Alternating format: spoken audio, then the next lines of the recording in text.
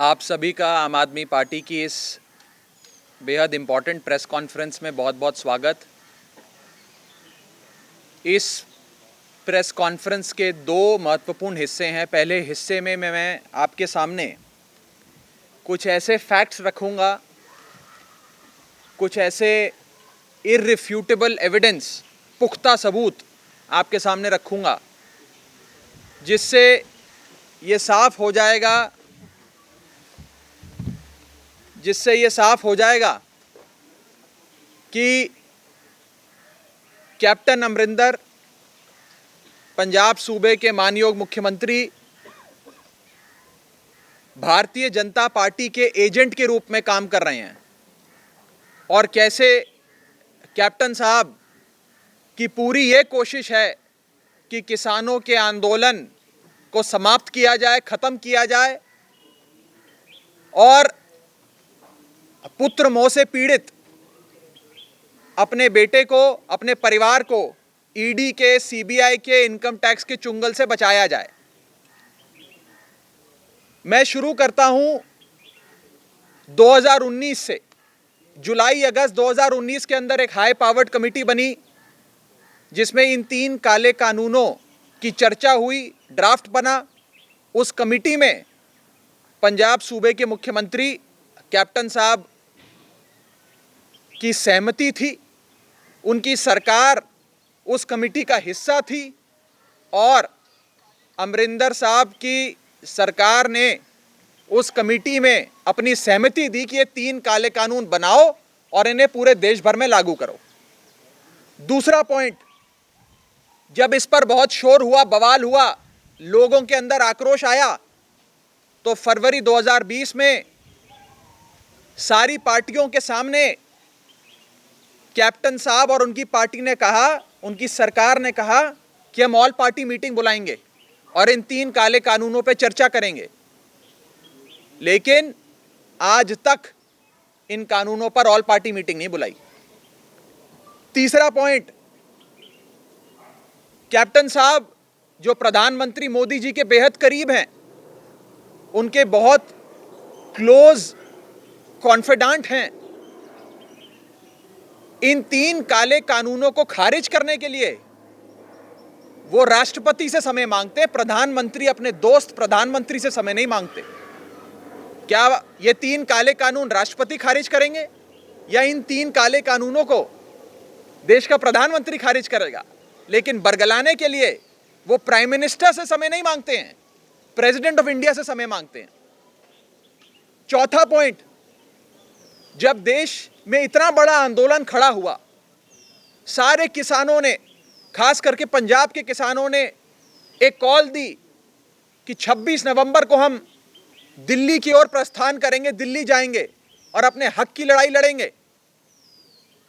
Captain साहब अपने महल के आराम कक्ष से बाहर भी नहीं आए कि मैं भी देश के किसान के साथ खड़ा हो जाऊं।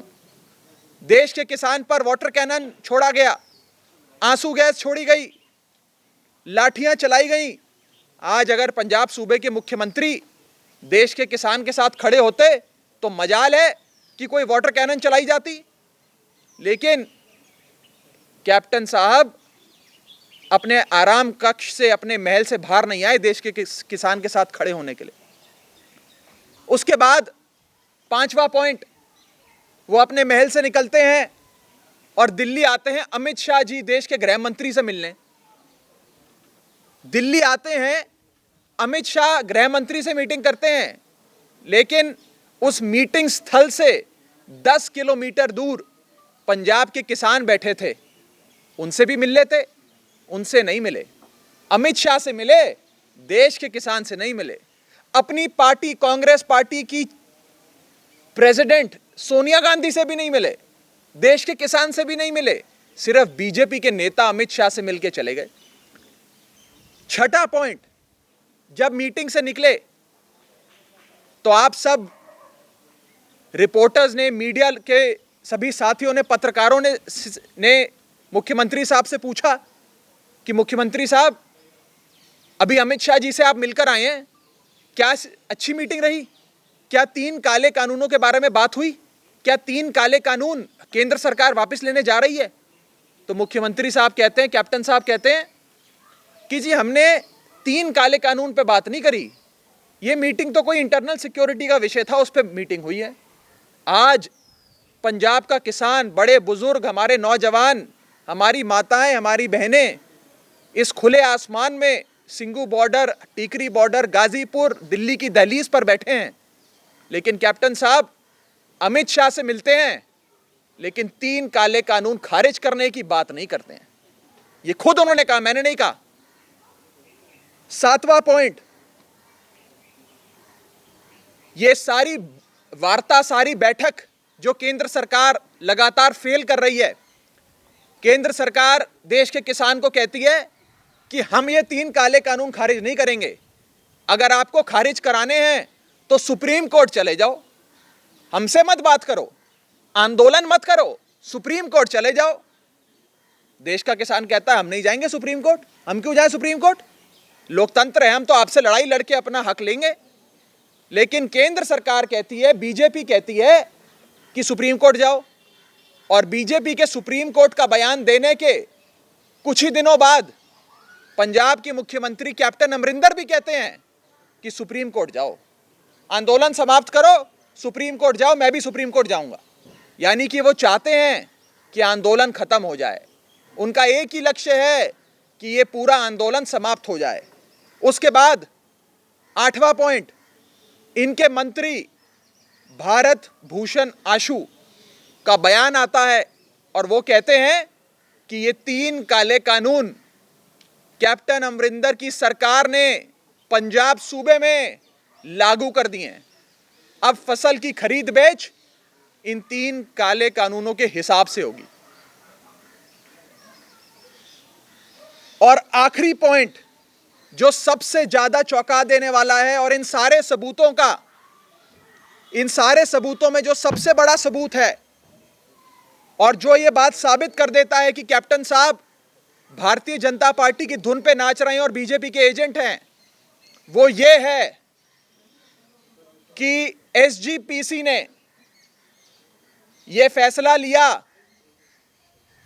कि इन 3 काले कानूनों को लाने वाले देश के प्रधानमंत्री नरेंद्र मोदी को इस बार 400वें प्रकाश पर्व पे नहीं बुलाया जाएगा, उनको इस बार इनविटेशन, न्योता नहीं दिया जाएगा।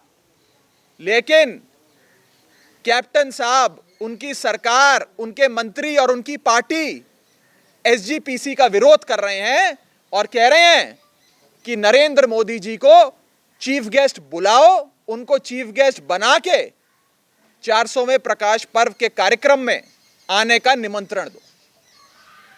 क्या इससे बड़ा सबूत हो सकता है? आज पंजाब का बच्चा नरेंद्र मोदी जी से नफरत करता है। उन्होंने आज देश की किसानी, देश की खेती बर्बाद करने के लिए कोई कसर नहीं छोड़ी, और आज पंजाब के हमारे मुख्यमंत्री कहते हैं कि एसजीपीसी गलत कर रहा है, एसजीपीसी को मोदी जी को चीफ गेस्ट बनाकर 400वें प्रकाश पर्व के कार्यक्रम में बुलाना चाहिए। इस बात से, ये 9वां मेरा पॉइंट है, इन 9 पॉइंट से ये साबित हो जाता है कि अपने बेटे को बचाने के लिए पुत्र मोह से पीड़ित, अ विक्टिम ऑफ पुत्र मोह, मुख्यमंत्री साहब, कैप्टन साहब एक बीजेपी के एजेंट बन गए हैं। He is behaving like an agent of BJP. और आज मैं उनसे उम्र में बड़ा छोटा हूं, कद में बड़ा छोटा हूं, अनुभव में छोटा हूं, राजनीति में छोटा हूं, मेरी कोई औकात नहीं है, लेकिन मैं उन्हें एक अनसॉलिसिटेड एडवाइस देना चाहता हूं, बिन मांगी एडवाइस, बिन मांगा सुझाव देना चाहता हूं कि कैप्टन साहब, ये जो मैंने 9 पॉइंट बताए, इनसे समझ में आ गया कि आप तो बीजेपी के हो गए, आप तो बीजेपी की धुन पे नाच रहे हो। अब मेरा एक सुझाव है कि बीजेपी के एजेंट के रूप में काम करना बंद करके आप फॉर्मली, औपचारिक तौर पे बीजेपी को ज्वाइन कर लीजिए। My advice to you is that please join the Bharatiya Janata party officially. ऐसा करेंगे तो आपके परिवार वाले, आपके रिश्तेदारों जिन पे ईडी के केस चल रहे हैं, सीबीआई के केस चल रहे हैं, अन्य प्रकार के करप्शन के मामले चल रहे हैं, वो सारे मामले भी दबा दिए जाएंगे और आप खुल के बीजेपी के लिए काम भी कर पाएंगे। तो साफ तौर पे आज आम आदमी पार्टी ये कहती है कि कैप्टन अमरिंदर साहब बीजेपी के एजेंट के रूप में काम कर रहे हैं और खास करके अब जो एसजीपीसी के इनविटेशन को लेकर बात सामने आई है, उससे ये स्पष्ट हो गया है कि वो मोदी जी की इंस्ट्रक्शंस पे काम कर रहे हैं, उनकी धुन पे नाच रहे हैं और उन्हें बीजेपी ज्वाइन कर लेनी चाहिए। अब मैं प्रेस कॉन्फ्रेंस के दूसरे बहुत इंपॉर्टेंट इशू पर आता हूं और वो इशू है बीजेपी के नेताओं द्वारा एक षड्यंत्र के तहत, कंस्पिरेसी के चलते हमारे पाक साफ आंदोलन को, देश के किसान के, पंजाब के किसान के पाक साफ आंदोलन को बदनाम करने के लिए, तौहमतां लगाने के लिए उसके ऊपर और उसको कलंकित करने के लिए, डिफेम करने के लिए जो एक षड्यंत्र चलाया जा रहा है, जिसमें लगातार बीजेपी के नेता देश के किसान को, पंजाब के किसान को गालियां देते हैं, कभी आतंकवादी कहते हैं, कभी उन्हें दलाल कहते हैं, कभी उन्हें चीन और पाकिस्तान का एजेंट कहते हैं। इन बयानों से आहत होकर, परेशान होकर, तकलीफ में किसान ने यह फैसला लिया कि सड़क पे तो लड़ाई लड़ेंगे इन भाजपा के नेताओं के साथ, लेकिन भाजपा के नेताओं के खिलाफ अब हम कोर्ट में भी लड़ाई लड़ेंगे, कोर्ट से भी इंसाफ चाहेंगे, अदालत का दरवाजा भी खटखटाएंगे। जिसके लिए आम आदमी पार्टी ने, अरविंद केजरीवाल जी ने कसम खाई कि हम किसान को सारी मदद देंगे, लीगल एड और असिस्टेंस, पूरी कानूनी मदद हम किसानों को देंगे और इस इंसाफ की लड़ाई में उनका साथ देंगे। न्यायपालिका में अदालत का दरवाजा खटखटाना, नोटिस भेजने से मानहानि का केस लड़ने तक उनका सहयोग करेंगे। इसी के चलते, इसी सेवा के चलते कई किसानों ने हमसे संपर्क किया कि हम फलाने नेता के खिलाफ मानहानि का मुकदमा करना चाहते हैं, फलाने नेता ने हमें गाली दी, उसके खिलाफ हम डेफेमेशन का केस करना चाहते हैं, और हमने कहा हम आपको साथ देंगे, आम आदमी पार्टी आपके लिए लड़ाई लड़ेगी।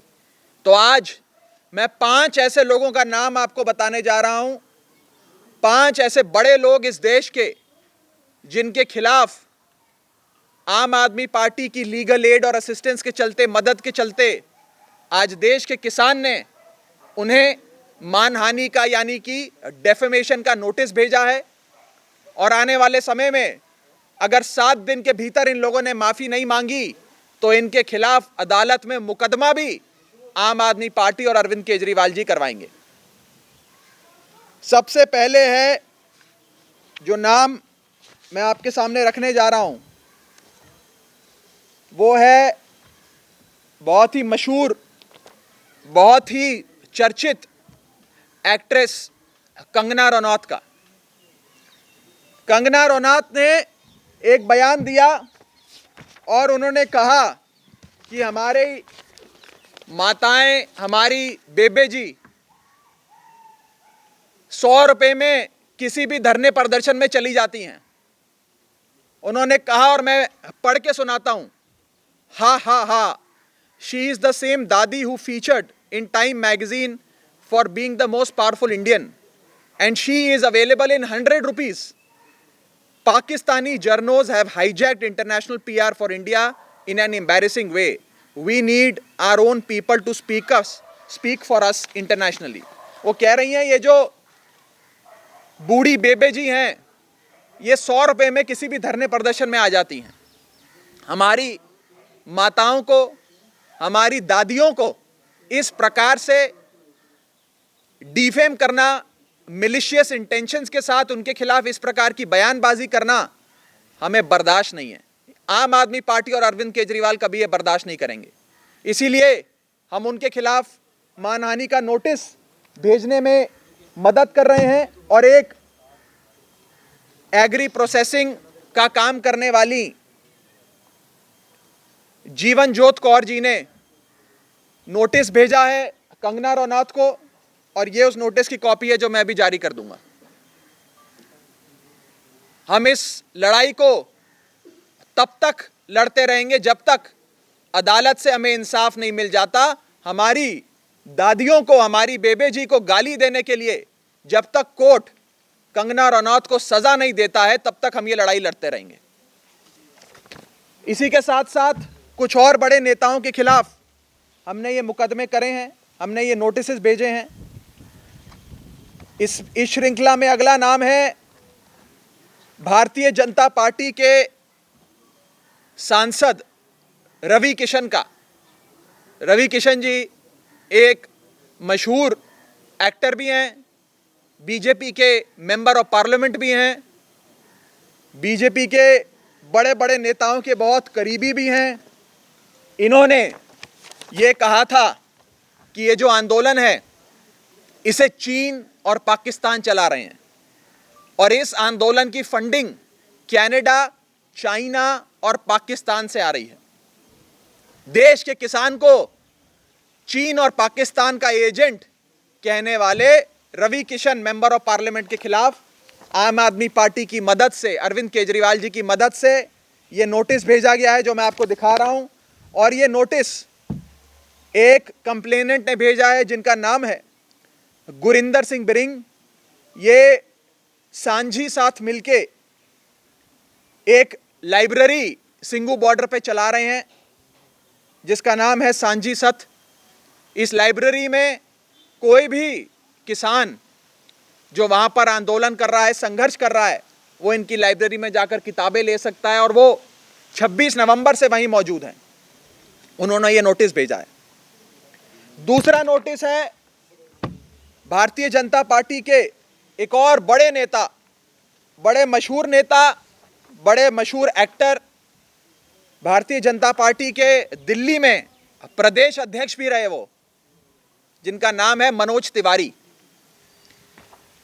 मनोज तिवारी जी ने यह बयान दिया है कि ये जो देश का किसान, पंजाब का किसान, पंजाब के बुजुर्ग, पंजाब के नौजवान जो सिंगू बॉर्डर पे बैठकर संघर्ष लड़ रहे हैं, दिल्ली की दहलीज पर अपने हकों की लड़ाई लड़ रहे हैं, वो वास्तव में टुकड़े टुकड़े गैंग हैं और वो देश भर में दंगा कराना चाहते हैं। ऐसा मानना है भाजपा के नेता मनोज तिवारी का। मनोज तिवारी जी को हमने ये डेफेमेशन नोटिस भेजा है। ये नोटिस पंजाब के एक किसान जो मानसा जिले से आते हैं, जो पहले दिन से सिंगू बॉर्डर पे मोर्चा संभाले हुए हैं, उस किसान ने भेजा है जिसकी भावनाएं आहत हुई हैं और उस किसान का नाम है सुखविंदर पाल सुक्खी। और इस नोटिस को भेजने में आम आदमी पार्टी ने पूरी लीगल एड और असिस्टेंस देने का काम किया है। इसके बाद हमारा चौथा नोटिस आज का भारतीय जनता पार्टी के एक ऐसे सांसद जो लगातार अपनी बदजुबानी के लिए जाने जाते हैं, दक्षिणी दिल्ली से यानी कि साउथ दिल्ली से सांसद भाजपा के रमेश बिदूड़ी, जिन्होंने किसानों को एक ऐसा शब्द बोल के उनको संबोधित किया, एड्रेस किया, जो मैं इस प्रेस कॉन्फ्रेंस में बोल भी नहीं सकता। हमारी मर्यादा, हमारे संस्कार के खिलाफ है जो उन्होंने शब्द का प्रयोग किया और गालियां दी, चीन पाकिस्तान का एजेंट कहा, दलाल कहा और एक ऐसे वर्ड का, एक ऐसी गाली का इस्तेमाल किया जो मैं बोल भी नहीं सकता हूं। हमने रमेश बिदूड़ी जी को नोटिस भेजने में मदद करी है और मोहाली से आने वाले नरिंदर सिंह शेरगिल जी ने, जो सिंगू बॉर्डर पे पहले दिन से संघर्ष कर रहे हैं, अपने हकों की लड़ाई लड़ रहे हैं, उन्होंने ये नोटिस भेजा है। रमेश बिदूड़ी माननीय सांसद भारतीय जनता पार्टी को।